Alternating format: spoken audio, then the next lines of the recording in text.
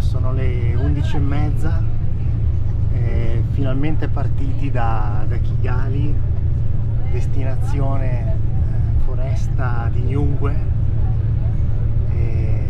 Viaggerò di notte, viaggio di circa 7-8 ore, dovrei arrivare domani all'alba, pronto per fare delle belle escursioni nel cuore della foresta Nyungwe, che è una foresta di montagna millenaria, una delle più grandi e delle più antiche di tutta l'Africa, e quindi non vedo l'ora. Adesso cerco di dormire un pochino, ne approfitto un po' e poi si va all'avventura nella foresta.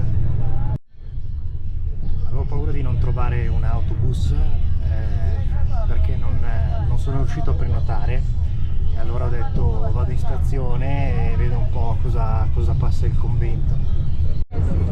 Farò 2 giorni di escursioni, farò un'escursione per andare a vedere una cascata nella foresta, poi la famosa Canopy Walk, e poi martedì, invece dopodomani, farò anche un'escursione per andare a vedere gli scimpanzé, perché ci sono dei gruppi di scimpanzé che abitano nella foresta e che si lasciano avvicinare dagli esseri umani. E adesso cercherò un po' di riposare, di recuperare l'energia, anche perché domani avrò da fare diverse ore di cammino nella foresta, quindi è meglio essere in forma. Sono le 7:15, 7:20 del mattino. Ce l'ho fatta ad arrivare nel paesino da cui partirò per fare le escursioni di oggi. È stata una nottata lunga, un viaggio infinito in autobus, ma ce l'ho fatta. Stamattina all'alba lo spettacolo dei campi, delle coltivazioni di tè verdissime su queste colline era veramente un sogno. Faccio una meritata colazione, immancabile il classico African Tea. La bustina di tè viene lasciata in infusione direttamente nel latte. Si inizia a camminare, passiamo a fianco delle coltivazioni di tè bellissime.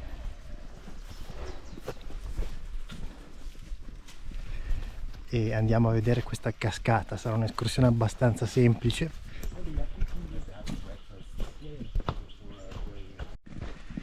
Ci sono più di 600 scimpanzé in questa foresta, ma soltanto alcuni sono abituati alla presenza dell'uomo. Sono degli uomini che li hanno seguiti, gli sono stati vicino e quindi li hanno fatti abituare alla presenza umana.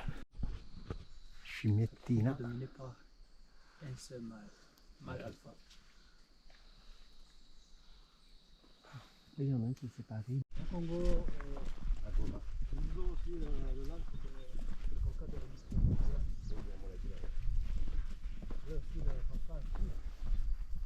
In pratica, per fare il tè bisogna prendere soltanto queste piccole 3 foglie di giovani in cima.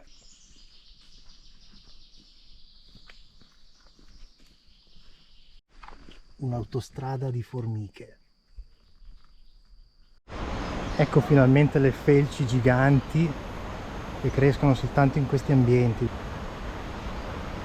un po' un tuffo nella preistoria. Ed eccoci finalmente alla cascata.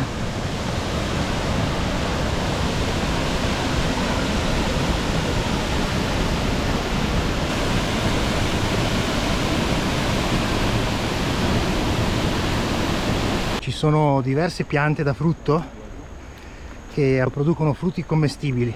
Una piccola scimmietta direttamente al bordo della strada, coda lunghissima.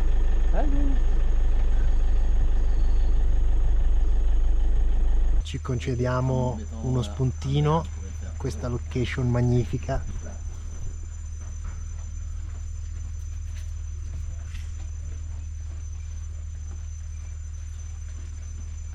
Questa palafitta tutta di legno in mezzo alla foresta. C'è qualcuno che ci sta rubando le patatine.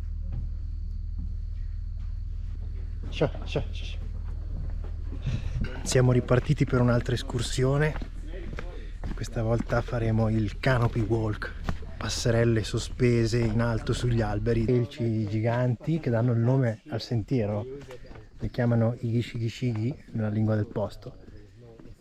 E tra l'altro ci diceva la guida che la polvere, diciamo, ricavata dall'essiccazione delle foglie di queste felci veniva usata un tempo per curare dai morsi di serpente. Ed eccoci al canopy.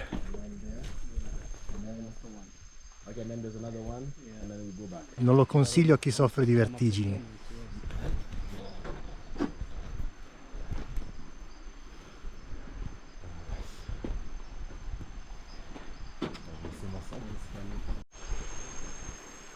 Veramente pazzesco.